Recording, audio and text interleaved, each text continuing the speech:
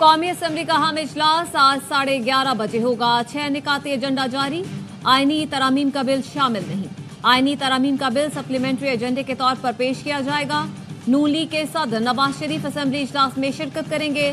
Senate का इजलास आज शाम 4 बजे तलब किया गया है। विफाकी काबीना के इजलास का वक्त तब्दील 11 के बजाय अब दोपहर 3 बजे होगा। वजीर आजम ने गुज़श्ता रोज इशाइये पर अरकान को एतमाद में ले लिया। नून लीग और इत्तेहादी जमातों के MNAs और सेनेटर्स शरीक हुए। वजीर आजम ने मुजव्वज़ा आईनी तरामीम की तफसील शुरका को बताई। जराये ने बताया चीफ जस्टिस ऑफ पाकिस्तान के तकर्रुर के लिए पैनल मांगा जाएगा। आईनी और मफाद आमा के मुकदमात के लिए अलग अलग अदालतों के कयाम की तरमीम मंजूर होगी। आर्टिकल 63 में तरमीम की जाएगी। फ्लोर क्रॉसिंग पर वोट शुमार होगा। निगरां वजीर आजम के तकर्रुर के लिए तरीकाकार बदलने की तरमीम भी मंजूर की जाएगी। वजीर आजम ने कहा पार्लियामान के तकद्दुस को कायम रखने के लिए जरूरी है मुल्की और अवामी मफाद में कानून साजी हो। कौमी नौयत के मामलात को सिर्फ पार्लियामान के जरिए ही हल होना चाहिए। मुल्क की तरक्की के लिए सबको एक मरतबा फिर से इकट्ठा होना होगा।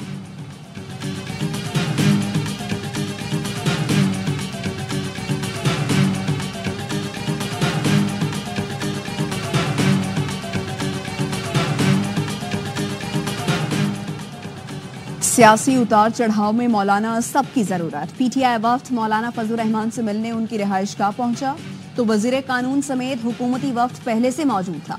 PTI रहनुमाओं को वापस लौटना पड़ा। आजम नजीर तारड़ की मौलाना को मुजव्वज़ा आईनी तरामीम के मुसव्वदे पर ब्रीफिंग। वजीर कानून ने मौलाना का जवाब वजीर आजम तक पहुंचा दिया। PTI वफ्द मौलाना फजलुर रहमान से मुलाकात के लिए दोबारा उनके घर पहुंचा। बैरिस्टर गौहर की क़यादत में रहनुमाओं की मौलाना से मुलाकात, मुजव्वज़ा आईनी तरमीम पर तबादला ख्याल किया। PTI वफ्द की रवानगी के बाद बिलावल भुट्टो की क़यादत में पीपल्स पार्टी के वफ्द की मौलाना फजलुर रहमान से मुलाकात, आईनी तरमीम से मुताल्लिक मुशावरत की गई। वज़ीर दाखिला मोहसिन नकवी भी मौलाना की रिहाइशगाह पहुंचे और वज़ीर आज़म का खुसूसी पैगाम पहुंचाया।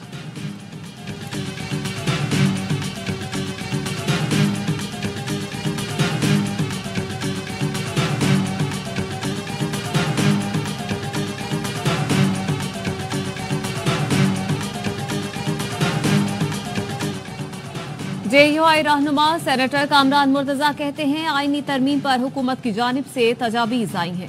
हुकूमती तजावीज़ पर हमें मुशावरत के लिए कुछ वक्त दरकार है। मौलाना तजावीज़ पर सोचेंगे और पार्टी के साथियों से मुशावरत करेंगे। JUI मजलिस आमला, शूरा और लीगल टीम के अरकान से मुशावरत होगी। हुकूमती तजावीज़ में हमें शायद कोई चीज़ अच्छी लगे और कोई बुरी। जो चीज़ अच्छी लगेगी उस पर अच्छी बात करेंगे, जो बुरी लगेगी उस पर बुरी।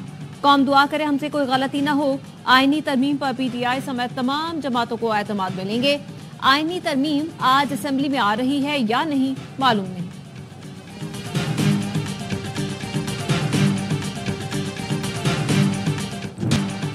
मखसूस नशिस्तों पर सुप्रीम कोर्ट का 12 जुलाई का फैसला वाज़ेह है। इलेक्शन कमीशन की वजाहत की दरखास्त ताखीरी हरबा है। फैसले पर अमल दरामद में ताखीर के नताइज हो सकते हैं। अक्सरियती फैसला देने वाले 8 जजों का वजाहती फैसला। लिखा इलेक्शन कमीशन की तस्लीम शुदा पोजीशन है कि PTI रजिस्टर्ड सियासी जमात है। सर्टिफिकेट जमा कराने वाले PTI के अरकान हैं। इलेक्शन कमीशन वजाहत के नाम पर अपनी पोजीशन तब्दील नहीं कर सकता। कमीशन खुद बैरिस्टर गौहर को पार्टी चेयरमैन तस्लीम करने के बाद पीछे नहीं हट सकता। सुप्रीम कोर्ट हुक्म के बाद इलेक्शन कमीशन की फहरिस्त की कोई अहमियत नहीं। कमीशन की जानिब से कानूनी पाबंदियों के लगातार इनकार के अपने असरात हैं। सुप्रीम कोर्ट की इलेक्शन कमीशन को फैसले पर फौरी अमल दरामद की हिदायत।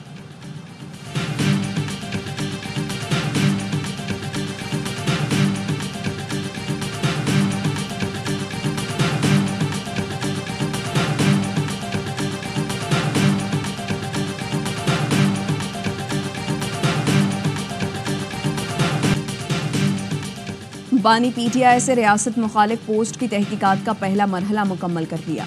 FIA टीम ने बानी से पोस्ट मुतालिक सवाल किए। बानी PTI ने अपने वकला की मौजूदगी में जवाब दिए। बोले मेरी मीडिया से गुफ्तगू को एक्स अकाउंट पर पोस्ट किया जाता है।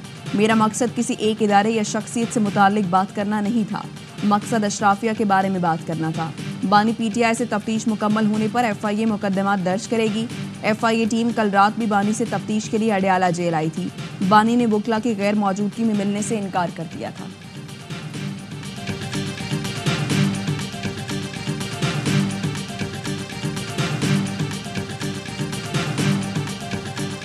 लीडर ऑफ दी अपोजिशन ने कहा है कि उनके नाना जान और चेयरमैन के नाना जान, मैं दोनों नाना जान को जानता हूं और उसकी होश है मुझे। आपके दादा जान ने इस मुल्क में जमहूरियत को तबाह बर्बाद किया।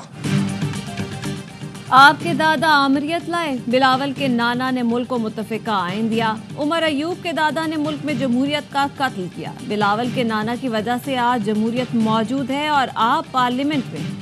राजा परवेज अशरफ का अपोजिशन लीडर को जवाब, कहा बिलावल के नाना ने जमहूरियत के लिए फांसी का तख्ता कबूल किया लेकिन झुके नहीं।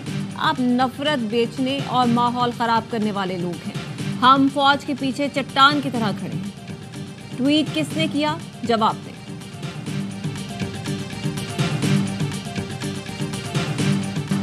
हमसे बात नहीं करते, ये कहते हैं एस्टैब्लिशमेंट से करेंगे। इनका सियासी क़िबला GHQ है, ये ऐवान नहीं। ट्वीट में जो बातें की हैं, अगर इनकी ये जहनियत है तो एस्टैब्लिशमेंट से क्यों बात करना चाहते हैं। वज़ीर दिफा ख्वाजा आसिफ कहते हैं बानी PTI खैबर पख्तूनख्वा में जो बीज बोने की कोशिश कर रहे हैं उसके नताइज खौफनाक होंगे। खुदा न खास्ता कल को ये KP में जाकर अलहदगी की तहरीक ही ना चला दें। अली अमीन गंडापुर के जरिए डबल गेम हो रही है। PTI ने जो माहौल बनाया उसके बाद मिसाक पार्लियामान कमेटी का जवाब नहीं बन रहा। चीफ जस्टिस काजी फैज ईसा को इन्होंने जानबूझकर निशाना बनाया। हो सकता है फैज हमीद गाना गा रहे हों, आजा मेरे बालमा तेरा इंतजार है।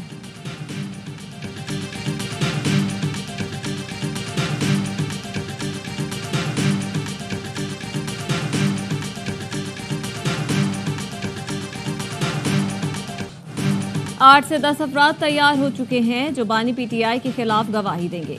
लीगी रहनुमा हनीफ अब्बासी का दावा, कहा वो अफराद बताएंगे कौन क्या प्लानिंग करता रहा। सब कौम के सामने आएगा। सानिया 9 मई के अलावा और भी बहुत सारी चीजें हैं जो सामने आएंगी।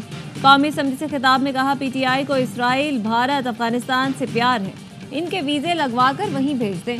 इन्हें फैज हमीद के अलावा कोई अच्छा ही नहीं लगता। 25 करोड़ अवाम फौज के साथ खड़े हैं। ये फेडरेशन कायम और दायम रहेगी।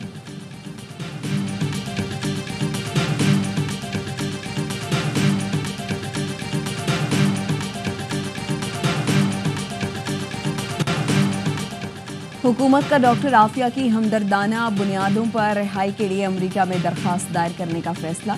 इस्लामाबाद हाई कोर्ट ने डॉक्टर फौजिया सिद्दीकी की दरखास्त पर गुज़श्ता समात का तहरीरी हुक्मनामा जारी कर दिया।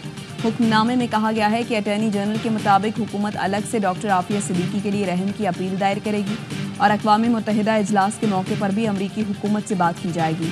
अमरीका से कैदियों के तबादले के माहरे पर भरपूर काम हो रहा है। कैदियों के तबादले के माहरे से मुताल्लिक 3 हफ्तों का वक्त दरकार है। डॉक्टर आफिया सिद्दीकी की रिहाई के लिए दायर दरखास्त पर जस्टिस सरदार एजाज इसहाक खान ने समाअत की।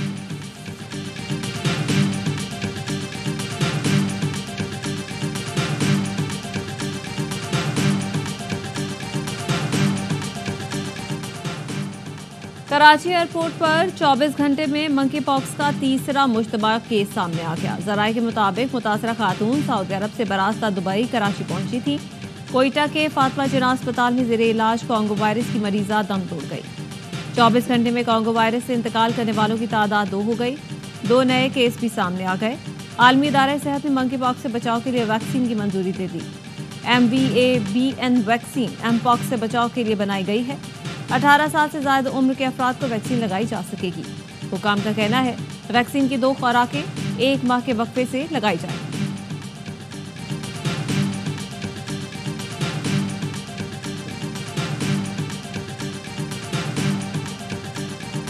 Chairman joint chiefs of staff committee का अवामी जमहूरिया चीन का सरकारी दौरा। जनरल साहिब शमशाद मिर्जा की सेंट्रल मिलिट्री कमीशन के वाइस चेयरमैन से मुलाकात। चीन के चीफ ऑफ जनरल से भी मुलाकात हुई। 11वीं बीजिंग यांगशान फॉर्म में इलाकाई अमन इस्तेहकाम के लिए पाकिस्तान के किरदार पर गुफ्तगू। मुलाकात में मुतादिद शोबों में पाकिस्तान और चीन के तारीखी ताल्लुकात को सराहा गया। 2 तरफा स्ट्रेटेजिक ताउन पर मबनी शराकतदारी और दिफाई ताउन में पेशरफ्त का एतराफ़। चीनी क़यादत का पाकिस्तान के इलाकाई सालमियत और खुदमुख्तारी की हिमायत के गैर मुतज़लज़ल आज़म का इरादा।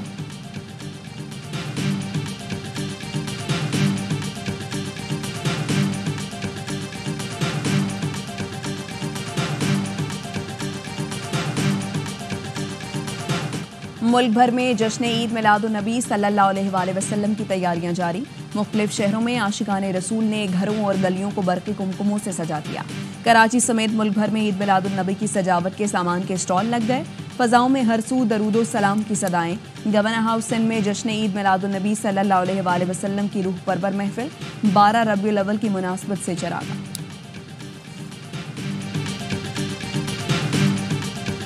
आज़म के लिए कि कैप्टनसी तो बहुत छोटा सा वो है, इससे बाहर निकले और परफॉर्मेंस दें और पाकिस्तान के लिए वंडर्स करें। मैंने तो सिर्फ 10,000 रन करे हैं, वो 15,000 रन तक जा सकते हैं, लेकिन उसके लिए इस कंट्रोवर्सी से बाहर जाना पड़ेगा। विराट कोहली ने कैप्टनसी छोड़ी है और आज उनके परफॉर्मेंसेस देख लें, वो सारे दुनिया के रिकॉर्ड तोड़ने चले।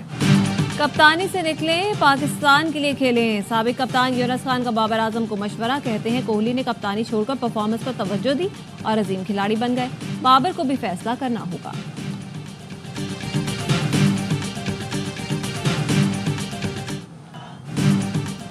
चैंपियंस वनडे कप में पहले बैटिंग जीत की जमानत बन गई। हदफ का ताक़ुब करने वाली टीम लगातार तीसरा मैच भी हार गई। पैंथर्स के खिलाफ डॉल्फिन्स 50 रन से नाकाम।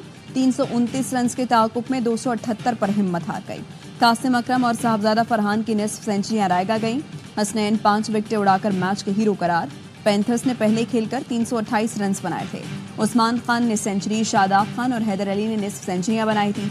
इवेंट में आज एआवाई की टीम स्टालियंस और मार्कोर्स का मुकाबला होगा।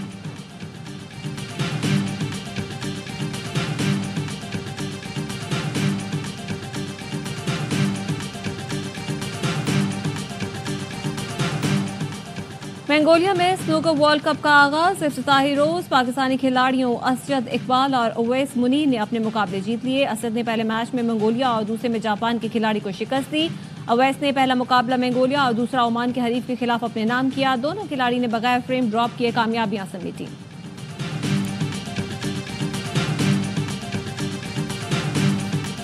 was the youngest elected president of WMO. तो WMO कुछ दिखा ना कि we need change, मतलब we need change. Of course हमें बुजुर्ग चाहिए। आज भी मैं बगैर अपने वालिद साहब को बताए हुए कोई काम नहीं करता। 3 साल से जब मैं आया हूँ तो मैंने एक चीज बड़ा क्लियर कर दिया है कि हम उनके कंपटीशन में नहीं है, हम उनको सुपरसीड नहीं करते। We consider ourselves the mother body of all the jamaats around the world. और WMO global youth wing Pakistan chapter का द फर्स्ट ब्लास्ट सेशन। एआवाई नेटवर्क के सदर और CEO सलमान इकबाल ने माजी की यादों से पर्दा उठाया। यूथ की मैंटोर ने कहा, मीडिया इंडस्ट्री को संभालना तरने वाला साबित नहीं होता, मुल्की हालात पर भी गुफ्तगू। सलमान इकबाल ने कहा, कब तक IMF से पैसे मांगते रहेंगे, अब सोच बदलने का वक्त आ गया है। द फर्स्ट ब्लास्ट के इख्तिताम पर मेहमान खुसूसी ने इंतजामिया के अहम अरकान को अवार्ड्स दिए।